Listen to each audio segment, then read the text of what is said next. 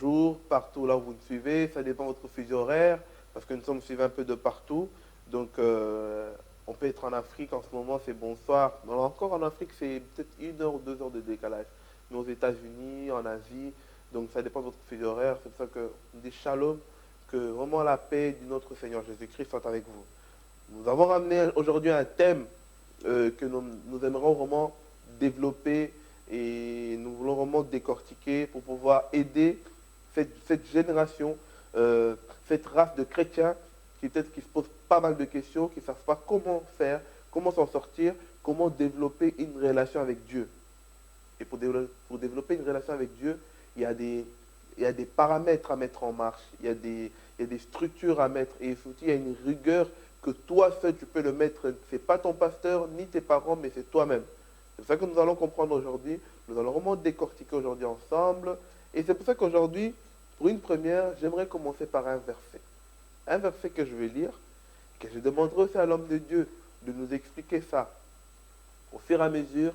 Mais on va lire ce verset et je demanderai à l'homme de Dieu de prier et on va commencer par ce verset pour comprendre. C'est un verset que nous connaissons tous, qui est quand l'homme de Dieu, Josué, on lui remet le bâton, il ne savait pas quoi faire. Et c'est en ce moment-là qu'il a compris que non, auparavant j'avais l'intermédiaire de Moïse. C'est Moïse qui était mon intermédiaire dans la relation avec Dieu. Mais maintenant, ce n'est plus Moïse, maintenant c'est moi qui dois développer une relation personnelle avec Dieu pour que je puisse savoir comment me conduire et comment conduire le peuple de Dieu. Et lors de tous ces questionnements-là, dès le début, Dieu l'a donné une réponse, c'est une réponse claire. Ce sont vraiment de paramètres que Dieu a mis de mettre en marche. Et on le lit souvent, mais l'homme de Dieu va le développer juste après notre prière. C'est pour ça que je vous demande à vous tous de prendre Josué, chapitre 1, au verset 8, que nous connaissons. Je suis sûr qu'en tant que chrétien, tu as déjà entendu une fois au moins ce verset-là. Que ce verset-là, il nous dit ceci dans Josué chapitre 1, verset 8, il nous dit que ce livre de la loi ne se loigne point de ta bouche. Médite-le jour et nuit pour agir fidèlement selon tout ce qui est écrit. Car c'est alors que tu auras le succès dans tes entreprises, c'est alors que tu réussiras. Là, Dieu nous a dit clairement qu'est-ce qu'il faut faire. Mais avant de décortiquer, je dirais d'abord bonsoir, l'homme de Dieu. Bonsoir, bonsoir. Comment ça va, serviteur? Je vais bien par la grâce de Dieu. Est-ce qu'on peut juste commencer dans une petite prière pour que Dieu soit en contrôle, qu'il soit alpha et oméga, et qu'il demeure avec nous comme Emmanuel, que nous puissions vraiment vivre sa présence dans tout ce que nous allons entreprendre. Ce ne soit pas nos chairs qui puissent parler, mais ce soit lui qui puisse vraiment nous conduire. Est-ce qu'on peut juste commencer par une petite prière, s'il vous plaît? Ok. Père, Dieu Tout-Puissant, je veux bénir ton nom parce que tu es Dieu. Merci de nous avoir réunis en ce jour aujourd'hui. C'est une grâce et une opportunité que tu nous donnes de pouvoir être au-devant de toi, de pouvoir encore partager ta parole. Je prie que tout ce qui sera dit ici soit sous le contrôle de ton esprit. Nous abandonnons toutes choses, Père. Permets que nous puissions diminuer et que toi, Seigneur, tu puisses donner ton message à ton peuple afin que nous tous, nous soyons, Seigneur, édifiés et bénis par ce message. Que l'honneur et la gloire te reviennent parce que tu es Dieu. Au nom puissant de Jésus. Amen. Amen, amen, amen. Comment ça va? Ça va bien, ça va bien, ça va bien. Qu'est-ce qu'en quelques lignes, pouvons-nous savoir qui est devant le peuple de Dieu aujourd'hui? Bon, ce qu'il y a à savoir, je suis d'abord le serviteur de Dieu, Ulrich Awasso. Essaye un peu de lever la voix pour qu'on vous entende bien. Ok. Je suis le serviteur de Dieu, Ulrich Awasso, et je suis fils spirituel de l'apôtre Jean-Élie Dipro à la Société Arissab ici en Belgique. D'accord, ok. Donc ça fait, si on peut se permettre de le dire, ça fait combien de temps que vous êtes né de nouveau? Je parlerai pas de naître de nouveau parce que la première fois que j'ai mis les pieds dans une église, c'était en 1996. Et depuis que je suis rentré dans l'église, je ne suis jamais ressorti. J'ai grandi dans une famille chrétienne, j'ai appris la religiosité, mais j'ai appris aussi à découvrir la personne du Saint-Esprit pour pouvoir aussi être ce que je suis aujourd'hui. Amen, amen, amen. Alors, moi, j'aimerais qu'on puisse commencer directement. Vraiment, ma question, que ce soit associé avec le verset qu'on a lu. Là, on voit ce que Dieu dit à Josué. Mais aujourd'hui, quelque part, beaucoup se posent quand même des questions en se disant euh, comment un chrétien doit développer une relation personnelle avec Dieu, ou comment notre marche doit marcher avec Dieu. Par rapport à ça, qu'est-ce que vous pourrez répondre? Bon, je pense que le verset en lui-même nous explique ce qu'on doit comprendre de la marche avec Dieu. Quand Dieu se révèle à Josué, il lui dit que ce livre de la loi ne s'éloigne point de ta bouche. Médite-le jour et nuit afin que tu réussisses. Ça veut dire quoi? Ça veut dire que pour réussir, Josué doit méditer. Josué doit se plonger dans la parole. Josué doit développer une intimité avec Dieu. Et cette intimité, tu ne pourras la découvrir que lorsque tu te plonges réellement dans la parole. Et c'est cette parole-là que Dieu donnait à Josué pour lui faire comprendre que certes, tu avais été auprès de Moïse, tu avais travaillé avec lui, mais maintenant, c'est toi qui dois conduire le peuple. Et puisque tu dois conduire le peuple et qu'il n'y a personne au-devant de toi, le seul repère que je te donne, c'est ma parole. Donc, aussi longtemps que tu seras fidèle à ma parole, tu réussiras et tu auras du succès. Parce que ma parole, c'est ma voix. Et ma voix, c'est moi l'Éternel. Amen. Maintenant, lorsqu'on voit, quand même dans ce temps-là, si on peut dire que c'était une grâce ou une chance qu'ils avaient, Dieu sortait à vive voix. Dieu se montrait d'eux d'une manière vraiment plus directe. Mais aujourd'hui, on n'a plus ce privilège-là de voir Dieu comme ça, avec une voix audible. Mais maintenant, aujourd'hui, comment un chrétien, ou pourquoi un chrétien doit écouter Dieu? Mais quelles sont les façons que Dieu aussi peut communiquer avec nous, que nous puissions comprendre que c'est réellement Dieu qui nous parle, en fait? Ok, la Bible dit que Dieu est le même, hier, aujourd'hui et éternellement. Il n'a pas changé, il est le même hier, aujourd'hui et éternellement. Le problème de cette génération aujourd'hui, c'est que beaucoup de personnes vont peut-être à l'église, mais refusent de pouvoir se donner les moyens d'entendre Dieu. Tout le monde peut entendre Dieu, mais quelle est l'implication ou quel est le sacrifice que tu émets pour entendre Dieu? Parce que nous le savons tous, Dieu n'est pas un être humain comme nous, Dieu est un esprit.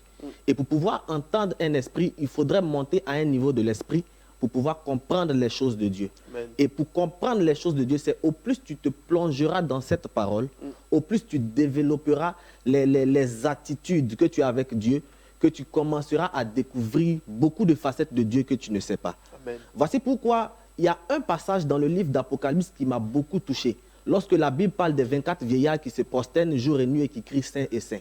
La question que je me suis posée une fois était de savoir, mais pourquoi est-ce que les 24 vieillards arrivent à se prosterner et dire Saint, Saint, Saint est l'Éternel des armées sans se fatiguer? Parce qu'ils savaient en eux-mêmes qu'ils n'avaient pas encore fini de découvrir la personne de Dieu.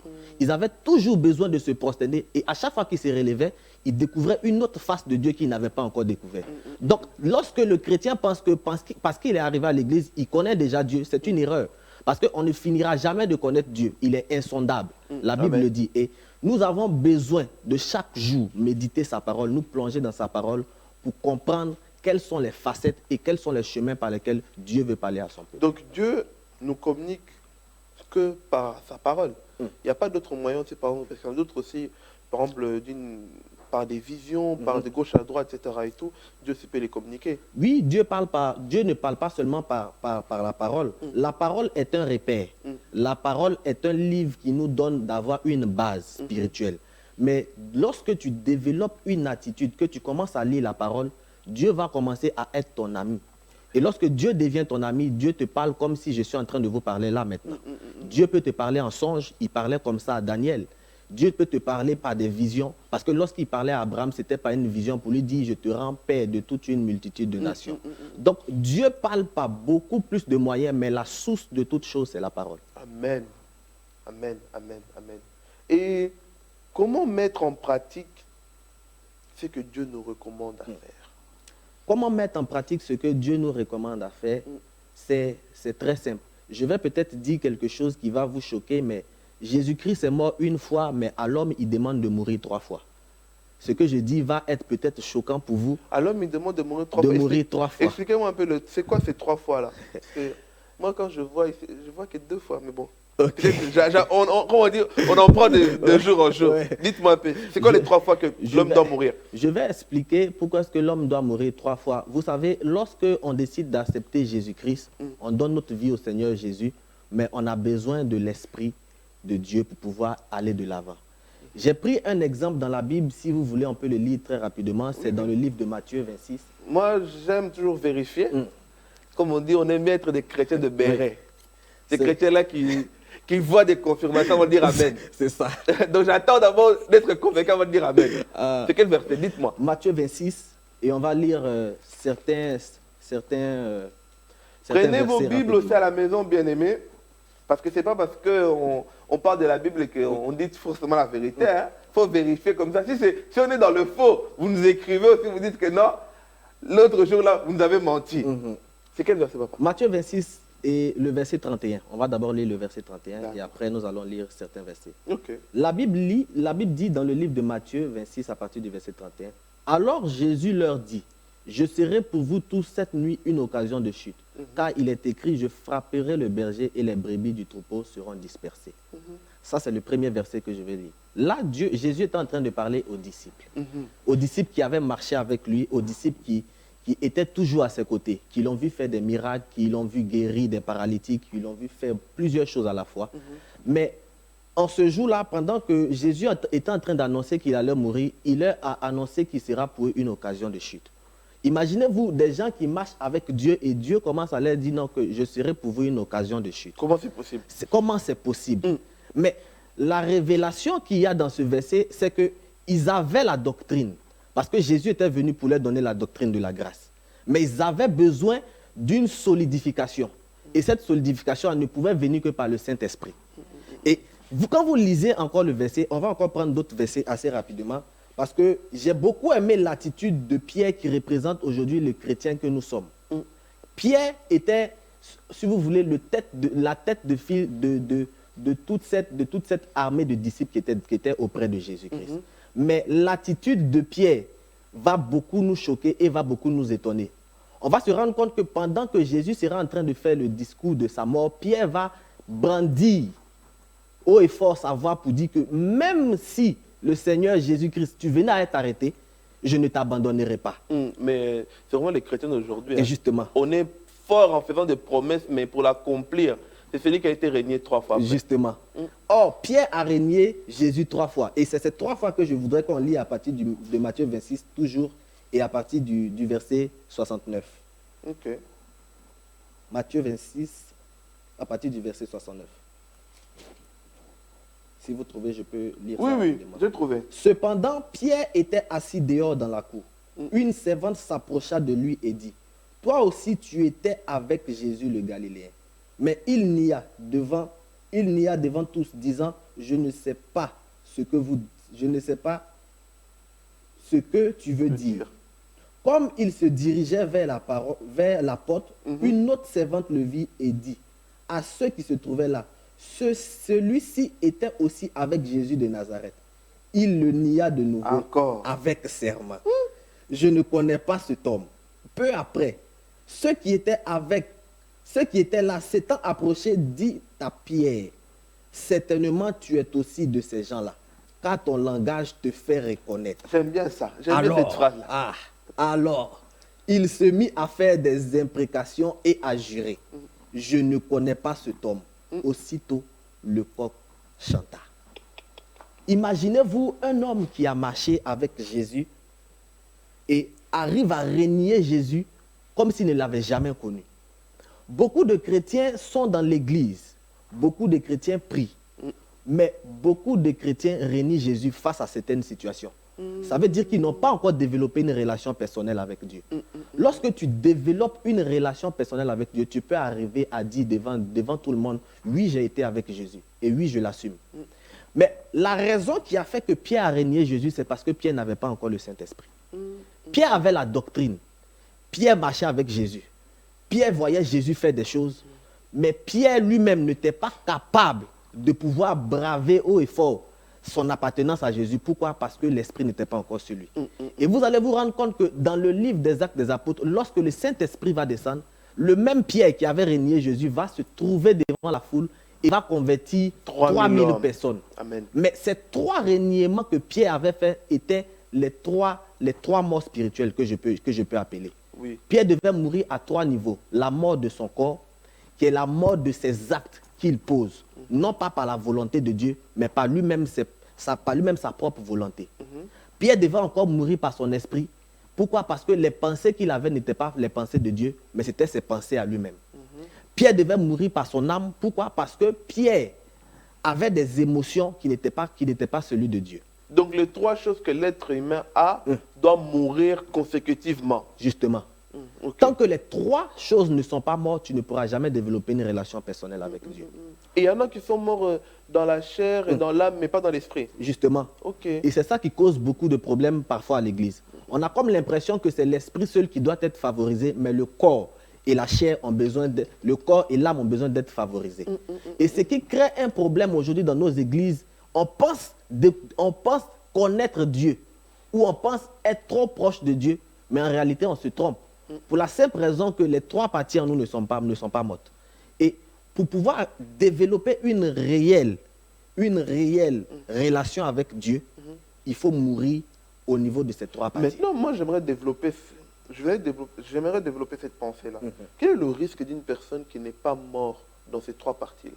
Le risque d'une personne qui n'est pas morte dans ces 3 parties, c'est très simple. Quand vous voyez par exemple aujourd'hui des chrétiens dans l'église qui arrivent à sortir de l'église pour la simple raison qu'on les a frustrés, c'est parce qu'ils ne sont pas morts des 3 parties. Parce que celui qui est mort des 3 parties, quand il vient à l'église, il ne vient pas à l'église pour quelqu'un. Mais il vient à l'église, pourquoi? Parce qu'il a eu une révélation de Jésus que personne ne lui a donnée. Amen. Donc celui qui a la révélation de Jésus, c'est celui qui a développé une relation Oui, il y personnelle a des avec chrétiens Dieu. qui viennent en Seigneur aussi parce qu'ils avaient un objectif à apprendre chez Dieu. Donc il est venu en nous disant que moi, 2017, je dois me marier. Voilà. Maintenant, tu arrives en 2018, même pas de Il fiancé. n'y a pas de fiançailles. Et c'est un C'est des problème. chrétiens aussi qui tombent facilement. Justement. Un chrétien comme ça, est-ce qu'il est mort dans les 3 parties? Un chrétien comme ça n'est pas mort dans les 3 parties. Pourquoi? Parce que sa foi n'est pas fondée sur Jésus, mais sa foi est fondée sur quelque chose qu'il veut atteindre auprès de Jésus. La seule chose qu'il faut comprendre, c'est qu'on vient à Jésus et Jésus, par notre fidélité et par notre attachement, nous donne des choses par sa grâce. Imaginez-vous que je chemine avec vous et que vous êtes très riche. Je marche avec vous, non pas pour votre richesse, mais je marche parce que je trouve que vous êtes quelqu'un d'une bonne moralité. Je trouve qu'avec vous, je m'entends bien, que je parle bien.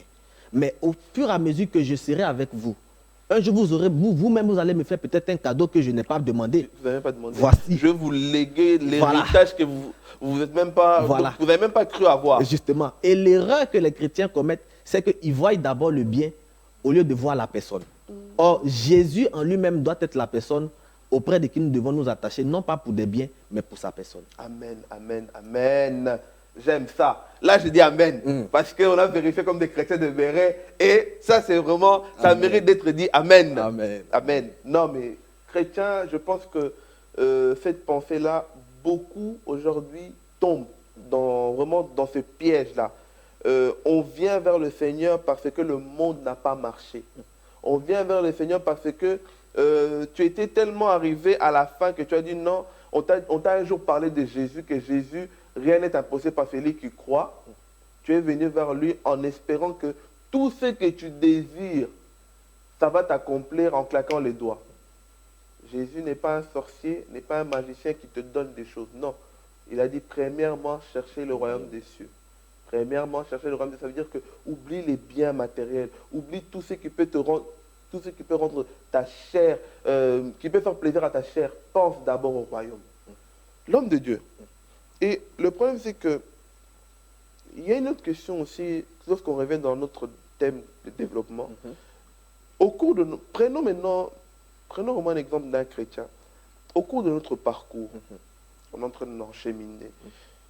Comment être sûr que nous sommes toujours dans le bon chemin ou pas? Comment être sûr que nous sommes dans le bon chemin? Au fait, parce qu'il y a aussi des chrétiens qu'on marche bien comme David. Un jour donné, on s'est égaré, sans se rendre compte qu'on s'est égaré. On commence à faire des choses en croyant que c'est la volonté de Dieu. Mais comment être sûr que notre marche est toujours bonne vers Dieu? Vous savez, vous avez parlé de David tout de suite. Et on dit toujours que David était l'homme selon le cœur de Dieu. On l'a toujours défini comme ça, mais pourtant David avait fait des erreurs. David avait fait des erreurs parce qu'il a tué Uri et il a pris la femme d'Uri. David n'était pas saint. David savait qu'il avait des faiblesses. Mais le problème, c'est que on a trop souvent refusé de mourir. Écoutez, David était en lui-même un sacrifice. Mais David n'avait pas apporté de sacrifice. Parce que lorsque vous regardez dans la Bible, dans le livre de 1 Samuel, et que Dieu s'adresse à Samuel et lui dit, va dans la maison de Isaïe, le Bethlémite, j'ai vu quelqu'un que je veux oindre pour roi. Il dit, prends ta corde et lorsqu'on te dira, tu diras que je vais pour offrir un sacrifice. Mais regardez et vous remarquerez que lorsque Samuel se déplace, Samuel ne se déplace pas avec un agneau. Mais Samuel était allé pour offrir un sacrifice. Quel était le sacrifice? Le sacrifice était la personne de David. Pourquoi? Parce que celui qui est mort n'a pas de volonté. Celui qui est mort ne vit pas par lui-même. Celui qui est mort ne sait pas décider de ses actions.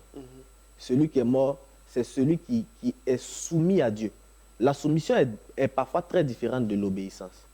L'obéissance, c'est mettre en pratique certaines choses. Mais la soumission, c'est tout autre chose. C'est-à-dire que même quand ça ne nous arrange pas, on reste toujours couché. Il faut toujours se soumettre et fixer les yeux vers Jésus-Christ.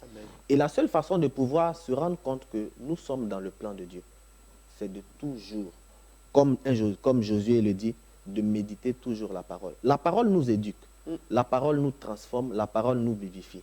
La parole nous enseigne des choses. Et la parole nous donne à découvrir encore d'autres facettes qui font de nous des hommes aguerris et qui ont une relation personnelle avec Dieu. Donc, en soi, notre parchemin, on peut dire, pour savoir que nous sommes toujours dans le bon, toujours se focaliser par rapport aux normes de la Bible, quoi. Toujours. Toujours se focaliser aux normes de la Bible. Même si Dieu devait vous parler en songe, c'est parce que déjà vous avez une base biblique. Si tu n'as pas de base biblique, c'est difficile de pouvoir cheminer avec Dieu. C'est difficile de se dire que je suis dans le droit chemin. Et c'est difficile de se dire que je marche avec Dieu. Avant même que Dieu ne puisse te parler par révélation, il te parlera d'abord par sa parole. Amen. Et si tu n'as pas regardé la parole, que tu ne t'es pas connecté à sa parole, ça sera difficile pour toi de réellement te dire que j'arrive à vivre comme si je devais vivre, comme Dieu le demandait au fait. Parce que celui qui doit vivre comme Dieu le demandait, c'est celui qui fait ce que Dieu a dit à Josué, médite ma parole et qu'elle ne s'écarte point de ta bouche. Amen, amen.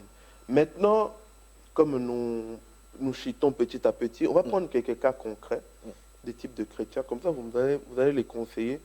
Vous allez conseiller comment faire. Prenons ce genre de chrétien-là qui arrive à un stade où il avait bien commencé.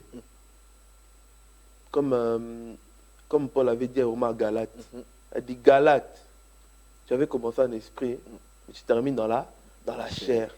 Qui t'a ensorcelé. C'est chrétien-là qu'aujourd'hui, il fait que j'avais commencé en esprit. Mais maintenant, à cause de mes actions, peut-être, je ne sais plus comment faire. Il fait que, en ce moment, elle est en train d'opérer, ou il ou elle est en train d'opérer dans la chair, dans ses actes, dans ses pensées, dans sa façon de fonctionner, dans sa façon de faire toutes ces choses. Comment cette personne-là peut procéder vraiment pour chercher la repentance sincère, oublier que le monde va rigoler sur elle si elle fait marche arrière par rapport à ce qu'elle fait aujourd'hui. Comment cette personne-là doit procéder pour changer les choses? Pour que cette personne puisse vraiment revenir sur le droit chemin, je pense que la première des choses, c'est d'abord prendre conscience. D'abord prendre conscience qu'on est sur la mauvaise voie. Et lorsqu'on est sur la mauvaise voie, beaucoup de fois dans l'église, on peut trouver des gens qui sont sous la mauvaise voie, mais comme ils servent Dieu déjà, c'est difficile pour eux de quitter soit le ministère et de vraiment c'est-à-dire se canaliser, vraiment prendre du repli pour pouvoir chercher la face de Dieu. Mais qu'est-ce qui fait ça? C'est l'orgueil quelque part, ou l'orgueil de faire marche arrière, l'orgueil de reconnaître que non, je me suis égaré? C'est un peu d'orgueil, mais c'est... Vous savez, quand par exemple, c'est aussi la honte. La honte, pourquoi? Parce que, imaginez-vous que vous avez un grand succès. Vous avez commencé de façon très brillante avec Dieu. Et vous voyez que, arrivé un moment dans votre vie, rien ne va. Au lieu de chercher des solutions, vous préférez faire croire aux gens que tout va bien, mais pourtant ça ne va pas. Ce que je peux conseiller à ces gens de personnes, c'est que pendant que tu penses faire du bien au nom de Dieu, tu trahis la personne de Dieu. Amen. Parce qu'un jour va arriver où tu seras forcément exposé. La meilleure des choses, c'est de pouvoir prendre du retrait, d'abandonner les tâches. Vous savez, le ministère ne finit jamais. Le service ne finira jamais. Amen. Mais c'est le paradis qui est le plus important. Ouh, Celui amen. qui aura raté le ciel aura tout raté dans sa vie. Donc, lorsque tu es en mauvais terme avec Dieu, laisse tout ce qui est charge, reviens dans la présence de Dieu, demande pardon à Dieu, et tu vas voir que lui-même, il va t'envoyer au-delà de ce que toi-même tu ne pensais. Amen, amen, amen. Et maintenant, parce que quand on arrive à... J'aime bien cet esprit-là en disant que tu fais croire aux gens tout va bien. Mais lorsque tu es dans ta chambre, tu n'arrives même pas à prier. Parce que tu sais que je peux mentir aux gens, mais je ne peux pas mentir à celui qui voit tout. Justement. Justement. Comment rétablir ça quand ça fait des mois et des jours et jours, que tu n'arrives pas à prier parce que tu sais que si je prie, je serai faux. Comment une personne peut maintenant arriver à balancer ça? Je me rappelle bien que un jour, je parlais avec quelqu'un et j'ai dit à cette personne, Dieu veut te bénir, mais le problème, c'est que tu as une mauvaise vie. La personne était surprise, la personne m'a demandé, comment tu sais ça? Je lui ai dit, je sers Dieu. Et avec Dieu, on ne peut rien cacher. Je ne sais pas peut-être ce que tu traînes, mais ce que je sais, c'est que Dieu te demande de revenir. Et ce qui est important de savoir, c'est que lorsque nous sommes dans cette posture, il n'est jamais trop tard pour basculer du bon côté. Les gens peut-être vont te calomnier, les gens peut-être vont t'abandonner, les gens peut-être vont te torpiller, ils vont dire des choses sur toi.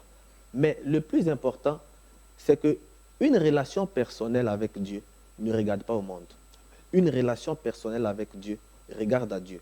Parce qu'une relation engendre deux parties. Et la partie qui nous unit, c'est la partie que nous avons avec Dieu. Donc, nous n'avons pas forcément à penser que nous ne pouvons pas revenir. Il n'est jamais trop tard pour revenir. Il n'est jamais trop tard. Dieu a toujours la main tendue. Voici pourquoi dans la Bible, il dira que même au dernier moment, la prostituée pourra être enlevée. Pourquoi? Parce qu'elle aura reconnu que Jésus-Christ est Seigneur et Sauveur. À plus forte raison, nous qui avons duré dans l'Église, pourquoi nous ne pouvons pas prendre ce même chemin, revenir en arrière et nous dire qu'il est encore possible de pouvoir changer de vie? Amen, amen, amen. Et un autre cas aussi qui est quand même régulier aussi, c'est lorsque au cours de notre vie, on répète régulièrement les mêmes péchés. Comment faire pour vaincre cela? Lorsque on... Il y a un péché que toi-même tu sais. Tu dis vraiment que non, Seigneur, moi tout va, mais ce péché-là, pour que je l'abandonne, j'ai du mal. Et tu pries, mais tu n'arrives pas en fait à en passer outre. Comment faire? Lorsque on est captif, parce que c'est une captivité, et derrière chaque péché, il y a un esprit. Derrière chaque péché, il y a un lien. Le plus important, c'est de se rendre compte que aucun lien ne peut surpasser la puissance de Dieu. Amen. Parce que par moment, et ce que vous dites est très important parce que beaucoup de fois, nous voyons ces cas-là. Nous voyons des personnes qui ont envie d'abandonner, mais qui se retrouvent toujours dans cette même posture, à toujours reprendre le même péché, à toujours reprendre les mêmes actions. La première chose que je peux dire à ces personnes-là, c'est que la Bible dit que le royaume des cieux appartient aux violents. Et ce sont les violents qui s'en emparent. Lorsque tu veux plaire à quelqu'un, ou lorsque tu veux plaire à Dieu, tu es obligé d'user de violence. De violence. La violence, c'est quoi? C'est prendre une résolution ferme. Mais cette résolution ferme n'engendre pas ta volonté. Elle engendre la personne de Dieu. Parce que la Bible dira que c'est alors que je suis faible que tu me rends fort. Donc, lorsque je sais au fond de moi que rien ne va et que je lutte avec un péché, je ne pourrai pas du jour au lendemain quitter ce péché. Ça sera très, très difficile. Mais la seule chose, c'est de dire, Seigneur, je t'abandonne ce péché et je t'abandonne ma vie. Tu es le seul capable de me faire changer d'état. Parce que de moi-même, j'ai remarqué que je n'y arrive pas. Et lorsque tu laisses Dieu prendre le contrôle dans ta vie, il te sortira de cette position-là.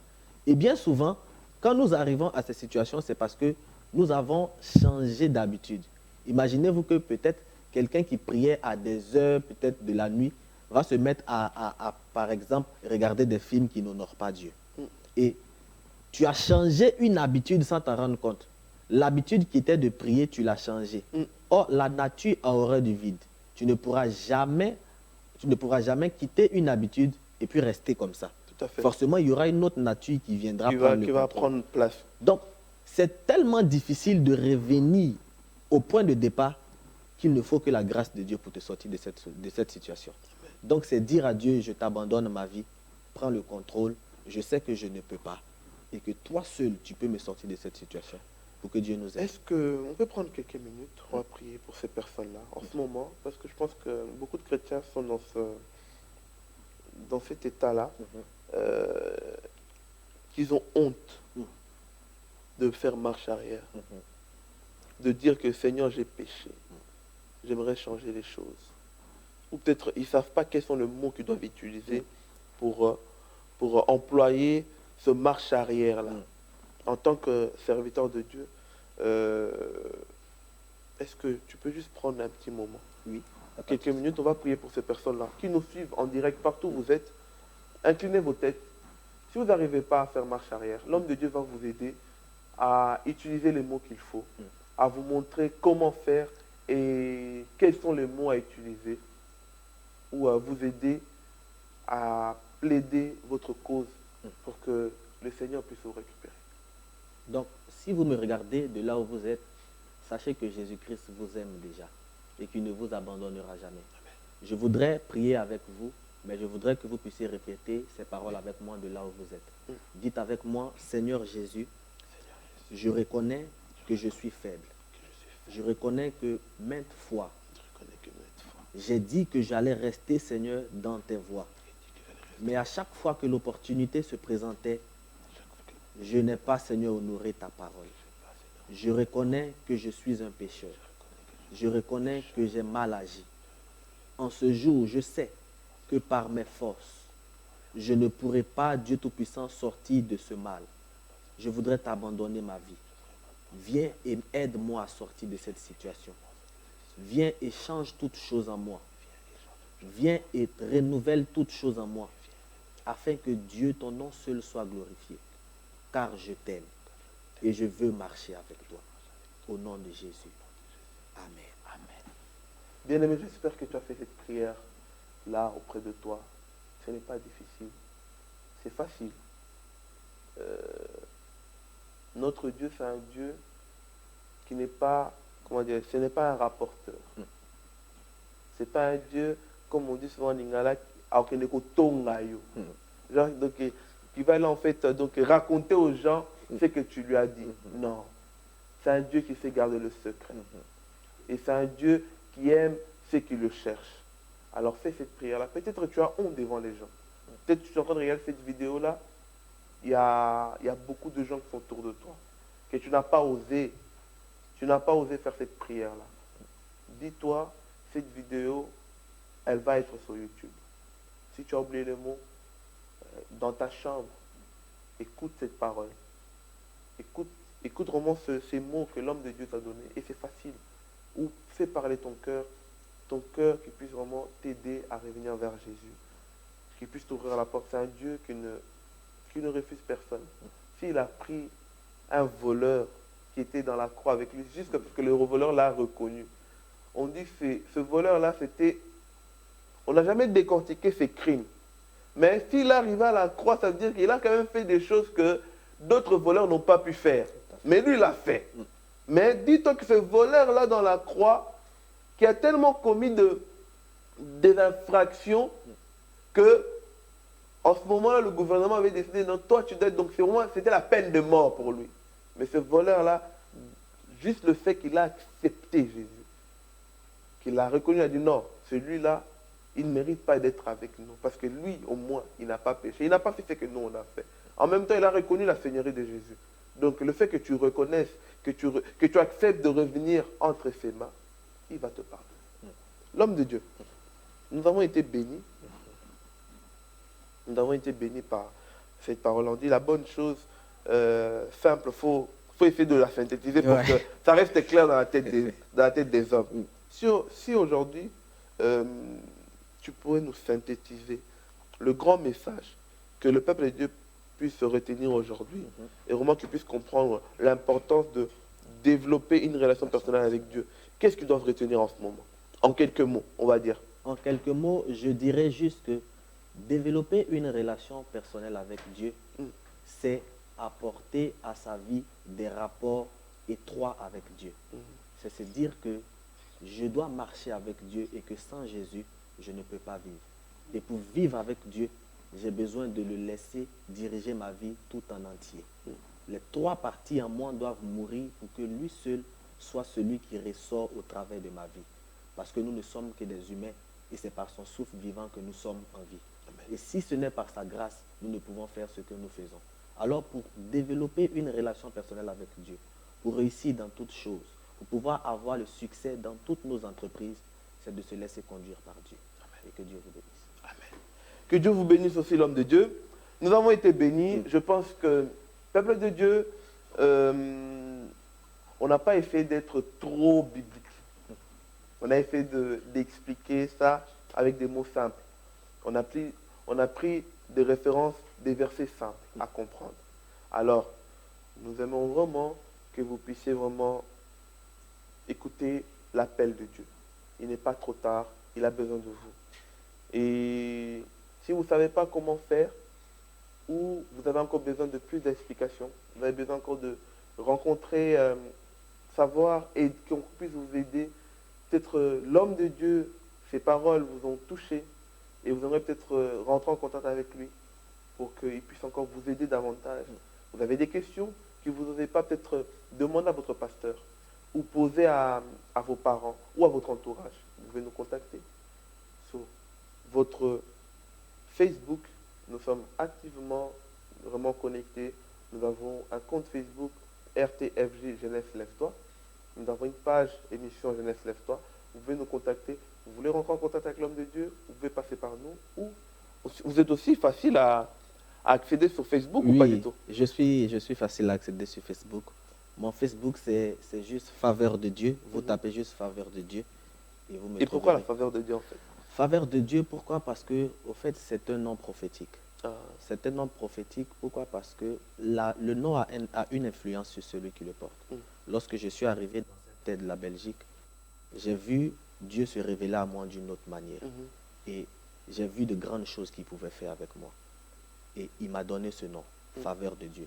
Et depuis que je porte ce nom, je vois sa faveur réellement sur ma vie. Parce que les choses, je vais dire, se sont multipliées et Dieu ne cesse de me surprendre. Amen. Donc, vous conseillez aux gens de comprendre c'est quoi la faveur de Dieu aussi, en quelque sorte. Oui, c'est important de comprendre la faveur de Dieu parce que celui qui est dans la faveur de Dieu vit la plénitude de Dieu. Amen, amen, amen, amen. Voilà, je pense que vous avez entendu, vous avez suivi. Donc, n'oubliez pas, votre émission, comme vous savez, nous sommes dans l'émission Conseil entre frères et sœurs, une émission que nous invitons tout le monde parce que là, hormis nos titres ecclésiastiques, hormis nos différentes doctrines, mais on se met à table autour pour pouvoir parler entre frères et sœurs, pour pouvoir décortiquer la parole de Dieu et s'édifier mutuellement. Parce que ce n'est pas qu'on renie les titres, c'est pas qu'on n'accepte pas les titres, mais même la Bible nous recommande de s'édifier mutuellement entre frères et sœurs, parce que hormis nos titres, on est avant tout frères et sœurs. C'est pour ça que nous sommes dans cette émission, une émission conseil entre frères et sœurs, l'émission que nous disons souvent sans tabou, sans polémique, une émission que quand nous chauffons ça, nous chauffons. Il y a un bien-aimé qui le sait très bien, le frère Hervé Léboqueron. On le provoque beaucoup dans cette émission-là, mais que Dieu le bénisse là où il est. L'homme de Dieu, que Dieu vous bénisse. Amen, amen.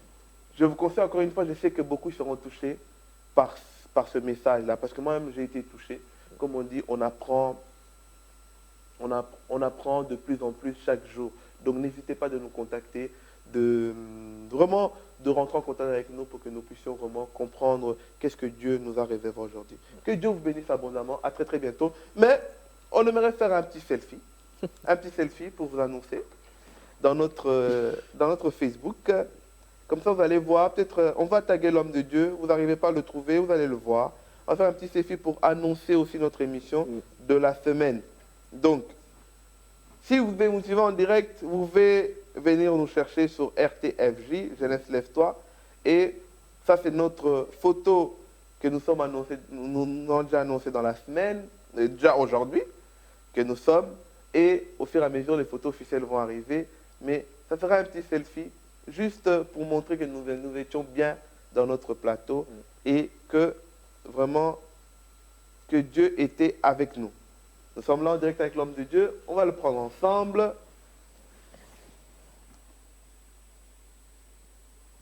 Voilà. Il est pris. Et vous pouvez nous suivre directement dans... Voilà. Il charge un peu. Bon, j'espère qu'il va rentrer. Voilà, il est rentré. Ça va, c'est bon. Que Dieu vous bénisse abondamment. À très très bientôt. Au revoir. Bye bye.